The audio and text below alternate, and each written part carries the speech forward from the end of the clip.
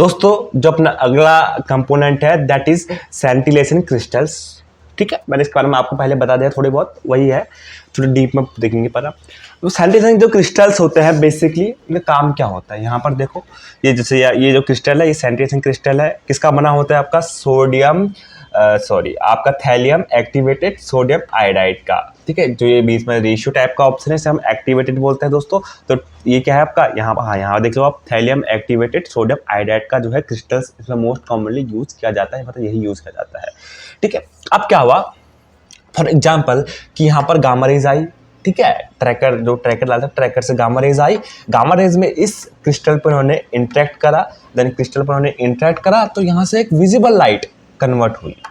क्या करेगा, बेसिक काम क्या है कि गामा रेज को लाइट में कन्वर्ट करने से काम है। तो हम इसको ऐसे ही बोल सकते हैं ना कि जो यहाँ पर, इसको हम ये भी कर सकते हैं कि जितना यहाँ पर अमाउंट में रेडिएशन आएगी उतनी अमाउंट में लाइट प्रोड्यूस होगी। मतलब कि अगर जितनी ज़्यादा हम अपना ये रेडिएशन देंगे उतनी ज़्यादा हमारे पास लाइट प्रोड्यूस होगा, और जितना लाइट प्रोड्यूस होगी उतनी अच्छी इमेज आपको मिलेगी। तो आप लिख सकते हैं कि अमाउंट ऑफ, तो आप क्या लिख सकते हैं कि जो अमाउंट ऑफ रेडिएशन होता है डायरेक्टली प्रोपोर्शनल होता है लाइट के, यानी कि जितनी ज़्यादा अमाउंट में, जितनी ज़्यादा संख्या में यहाँ पर इस क्रिस्टल पे लाइट रेडिएशन पड़ेगी उतनी ही ज़्यादा लाइट प्रोड्यूस होगी। तो एक हल्का सा आप देख लो। ठीक है, 500 जो ये क्रिस्टल्स होते हैं इनका 500 mm डायमीटर होता है, मतलब डायमीटर में कितने होते हैं, 500 mm होते हैं। 9 से लेकर 12 mm ये थिक होते हैं, यानी कि कितने थिक होंगे, 9 से लेकर 12 mm तक ये थिक हो सकते हैं। देन प्लस हम इनकी बात करें शेप की, तो लार्ज सर्कुलर क्रिस्टल, एक लार्ज सर्कुलर क्रिस्टल के शेप में ये होते हैं। और इसमें कौन सा क्रिस्टल यूज किया जाता है, थैलियम एक्टिवेटेड सोडियम आयोडाइड, ये इसका फॉर्मूला है थैलियम एक्टिवेटेड सोडियम आयोडाइड का। हाँ, और एक इंपॉर्टेंट बात, इस बात को आप गांठ बांध लेना, हो सके या आप पे एग्जाम में आ जाए कि इनके एक गामा रे जो यहाँ इंटरेक्ट करेगी वो 5000 लाइट में कन्वर्ट हो जाएगी। ठीक है, तो ये था आपका सेंटिलेशन क्रिस्टल्स। दोस्तों अगला कंपोनेंट है फोटो मल्टीप्लाई ट्यूब, शॉर्ट में पीएमटी बोल देते हैं इसको दोस्तों। तो बेसिकली ये करता क्या है दोस्तों, है ना। तो पहले हम समझते हैं कि इसका काम क्या होता है। ठीक है, ये कन्वर्ट करता है लाइट को इलेक्ट्रिक सिग्नल में, यानी कि यहाँ पर उस क्रिस्टल से लाइट आई, इसने उसको इलेक्ट्रिक सिग्नल में कर दिया, ताकि क्या है हम उसे इमेज फॉर्म में डिस्प्ले कर सके अपने कंप्यूटर्स में, है ना।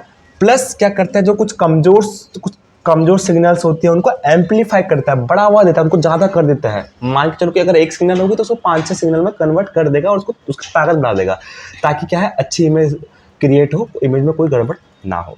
ठीक है, तो बेसिकली काम कैसे करता है दोस्तों, इसको समझते हैं ना, हल्का सा है, ज़्यादा कोई बड़ा ऐसा खेल नहीं है। तो बेसिकली क्या हुआ, जैसे कि आपकी विजिबल लाइट आई क्रिस्टल से, ठीक है, वो ये जो होता है स्ट्रक्चर, ये है अपना फोटो मल्टीप्लाई ट्यूब। ये अलग अलग से एक टॉपिक है दोस्तों इसका, इसको हम अच्छे से कभी किसी और वीडियो में पढ़ेंगे, बिल्कुल बेसिक से। तो अभी आप हल्का हल्का समझ लो ब्रीफ में क्या हुआ। इसमें देखो इस टाइप का कुछ ऐसा कंपोनेंट होता है जिसमें यहाँ पर कैथोड होता है, ये जो होता है ये आपको दिख रहे होंगे ऐसे, ये होता है डायनोड्स। ठीक है, देन इधर होता है एनोड, है ना। तो इस मशीन में काम क्या होता है, बेसिकली मशीन क्या करती है कि जो लाइट होती है कन्वर्ट करती है इलेक्ट्रिक सिग्नल में, प्लस एम्पलीफाई करती है। इसका नाम ही फोटो मल्टीप्लायर है। मल्टीप्लाई मतलब क्या, बढ़ाना मतलब एम्पलीफाई करना, है ना। तो बेसिकली देखो जैसे कैथोड, अब क्या हुआ, लाइट आई यहाँ पर, लाइट इस कैथोड पे इंटरेक्ट करी, अब कैथोड पे इंटरेक्ट करी तो यहाँ पर इलेक्ट्रॉन एवलांच हुआ, मतलब कि जो इलेक्ट्रॉन हुए इनका आयनाइज हुए, मतलब आयनाइज हुए, अपने आइंस में आ गए। देन एक आइन करके क्या करेंगे, डायनोड पे इंटरेक्ट करेंगे। अब इन डायनोड की खास बात क्या होती है, ये उसको एम्पलीफाई कर देते हैं। क्या कर देते हैं, उसको एम्पलीफाई कर देते हैं। दैट मीन्स कि इस पर से एक ने इंटरेक्ट करा तो ये उसे 5 में, जैसे एक को ये 5 या 10 में लमस इतने इलेक्ट्रॉन में कन्वर्ट कर देते हैं। कैथोड पे आई, कैथोड ने आयनाइज करा, इनका इलेक्ट्रॉन अलग कर दिया। इलेक्ट्रॉन के बाद क्या हुआ कि एक इलेक्ट्रॉन इंटरेक्ट करा अपने डायनोड पे, अब डायनोड ने उसे 5 में कन्वर्ट कर दिया। फिर वो 5 ने अगला डायनोड में स्ट्राइक करा, उसने इसको 10 में कर दिया।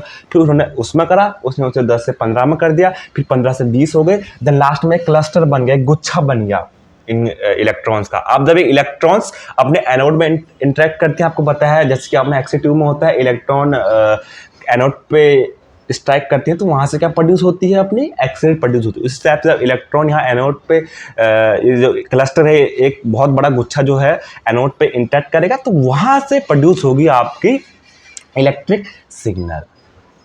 इजी था, मक्खन था, ये था बस। तो उसका काम ये होता है कि ये कन्वर्ट कर देगा इलेक्ट्रिक सिग्नल में, एम्पलीफाई कर देगा वीक सिग्नल्स को।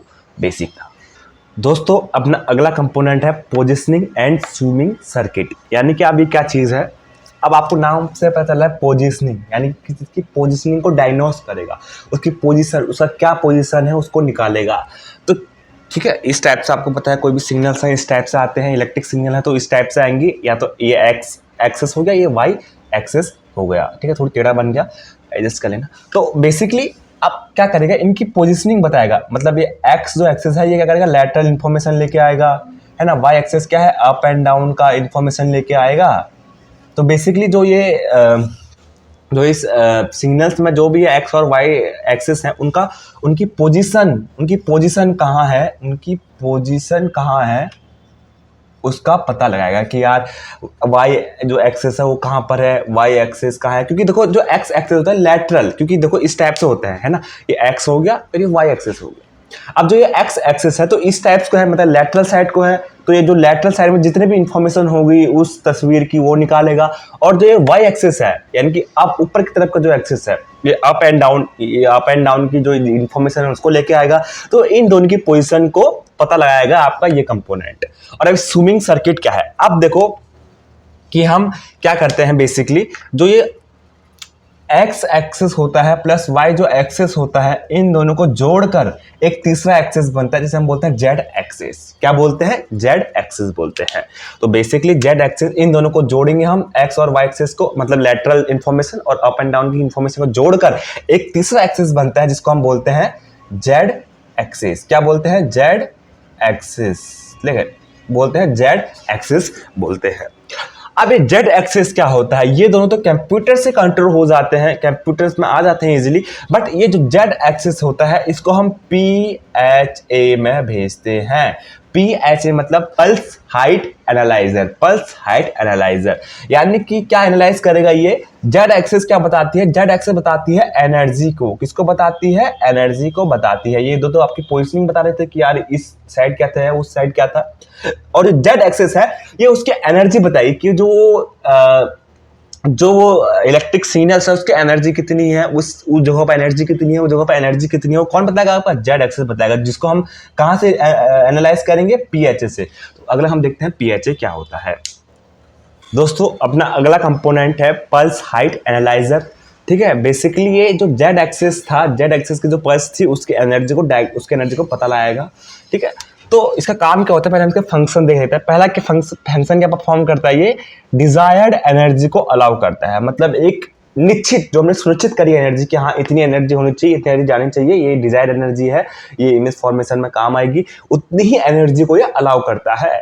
समझ रहे हो कि मतलब मान के चलो कोई एक घर है उसमें सिर्फ 4 लोग रह सकते हैं, अब वहां 5वां लोग तो आ नहीं सकता। उसी टाइप से ये केवल उतने ही, जितनी की क्षमता होगी उतनी ही एनर्जी को, जो डिजायर्ड एनर्जी होगी उसको ही जाने देता है आगे, बाकी एनर्जी को ये रिमूव कर लेता है। स्कैटर्ड मतलब जितने बच्चे को एनर्जी है उसको ये स्कैटर्ड मानता है और उसको रिमूव कर देता है, हटा देता है। ठीक है, तो बेसिकली इसको समझने से पहले हम आपको समझाते हैं आप इसको, है ना। तो इसको समझने से पहले मैं आपको एक चीज समझाना चाहूंगा, दैट इज फोटो पीक। अब ये फोटो पीक क्या होता है दोस्तों, photo peak in the sense कि फोटो पीक वो एनर्जी होती है जो कोई रेडियो न्यूक्लिड एमिट करता है, वो एक्चुअल एनर्जी होती है। ठीक है, वो एक्चुअल एनर्जी होगी, एक्चुअल जो एनर्जी होगी जो कोई रेडियो न्यूक्लिड प्रोड्यूस करेगा, रेडियो न्यूक्लिड प्रोड्यूस करेगा। मतलब मान के चलो कि जैसे मैंने बात की टेक्नीटियम 99 की, टेक्नीटियम 99 की।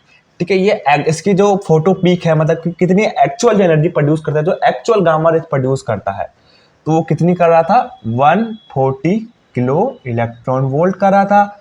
इसी टाइप से बहुत सारे सब्सटेंस होते हैं जो कई एनर्जी प्रोड्यूस करते हैं, मतलब जो उनके एक्चुअल एनर्जी प्रोड्यूस, जो उनकी क्षमता होती है जितनी एनर्जी प्रोड्यूस करते हैं।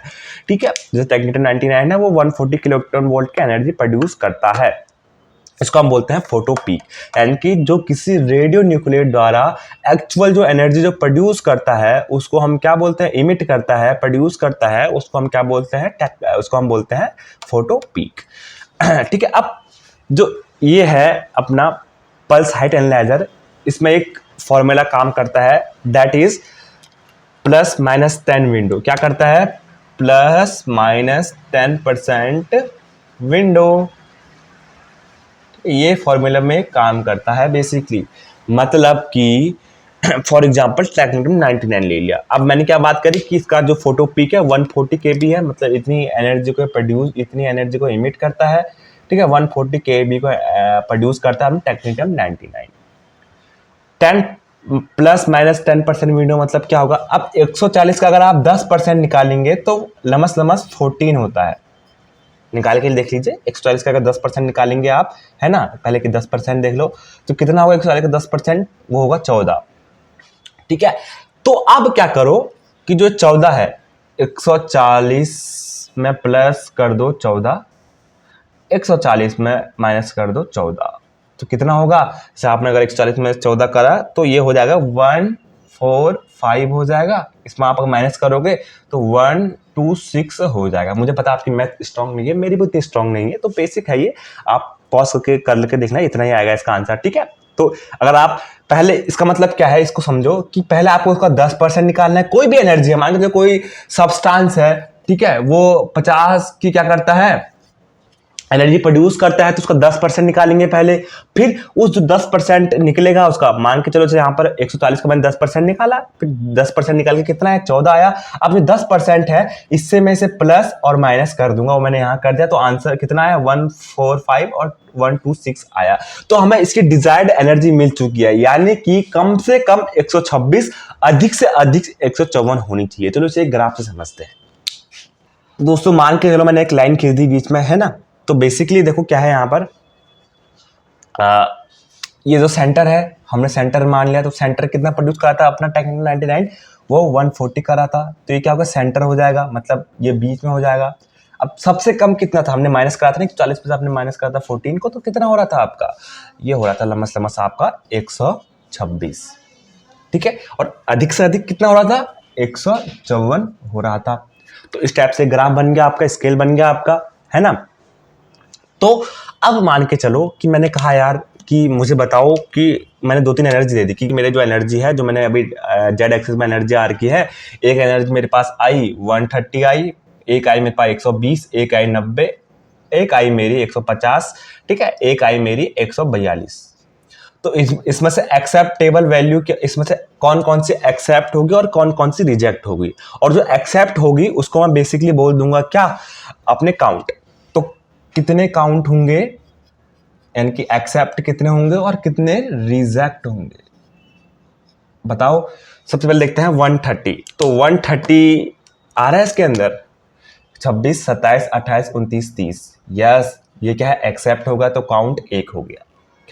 120 है, लास्ट तो 126 है बच्चा, तो तू निकल, रिजेक्ट हो गया, एक रिजेक्ट हो गया। अब इसके बाद क्या है, 90 है, 90 भैया ये तो बहुत कम है, देखो लास्ट 126 है, तो तू भी रिजेक्ट, चल निकल, तो रिजेक्ट हो गया।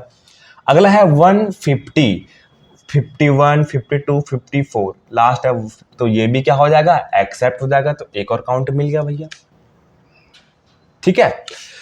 142, 40, 41, 42, यस, तू भी काउंट में आ गया। तो बेसिकली जितने भी, मतलब इनके बीच में एनर्जी होनी चाहिए, जो आपको दिख रहा है ना यहाँ पर ये स्केल, इनके बीच में, चाहे वो 130 हो, ठीक है, चाहे वो 150 हो, 142 हो, मतलब इनके बीच में एनर्जी होगी तो वो एक्सेप्ट की जाएगी, वो इमेज डिस्प्ले में की जाएगी। बाकी इससे अगर कोई कम होगा तो उसे तुरंत रिजेक्ट कर जाएगा, उसे स्कैटर रेडिएशन मान लिया जाएगा।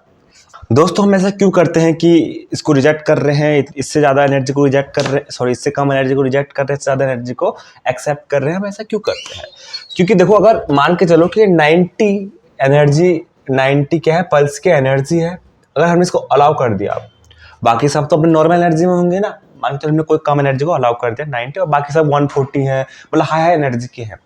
आपने देखा जैसे कि बहुत सारे कमल के फूल हैं, उनके बीच में आपका आ जाए कोई जंगली फूल, तो कैसा लगेगा, बेकार लगेगी, आपको दिखने में एस्थेटिक सा वो नहीं लगेगा। वही सीन है, जैसे यहाँ पे इतनी कम एनर्जी का है, तो मतलब क्या होगा, जितनी कम एनर्जी होगी उतनी कम इन्फॉर्मेशन होगी, उतनी ज़्यादा वो फिल्म की क्वालिटी को गिराएगा, तो वही यहाँ पर सीन हो रहा है, ठीक है। तो बेसिकली यही चीज़ है कि यार यहाँ पर ये चीज़ें हो रही हैं। फ्रेंड्स हमारा क्या है अगला, कंप्यूटर एंड डिस्प्ले। अब हमारा सारा कुछ हमें मिल चुका है, हमें वहाँ से लाइट फोटोन मिल चुकी थी, पीएमटी से वो इलेक्ट्रिक में कन्वर्ट हो चुकी थी, इलेक्ट्रिक के बाद उसकी पोजिशनिंग का पता लगा लिया था कि उसके एनर्जी का पीएचएफ यानी कि अपना पल्स हाइट एनालाइजर से हमने उसकी हाइट का, उसकी जो डिजायर्ड जो एनर्जी थी उनको हमने अलाउ करा था, बाकी हमने स्कैटर को रिमूव कर दिया था। अब उसके बाद क्या होगा, तो आपको पता था अभी तक हमको मिल चुकी थी इलेक्ट्रिक सिग्नल, क्या मिल चुकी थी, इलेक्ट्रिक सिग्नल। हमने उसे सब कुछ छान मान लिया, मतलब जितने भी अच्छे डिजायर एनर्जी के फोटोन थी, उसकी जो पोजिशनिंग थी, वाई एक्सेस जेड एक्सेस के पल्स की उन्होंने पता लगा दिया, उसकी एनर्जी पता लगा दी, है ना। और बाकी स्कैटर में रिमूव कर दिया। अब क्या होगा, अब डिस्प्ले कैसी हो रही समझो। तो इलेक्ट्रिक एनर्जी जो कंपोनेंट जो उसे डिजिटल फॉर्म में कन्वर्ट करता है इमेज के, वो करता है ADC। पता होगा आपको, एनालॉग टू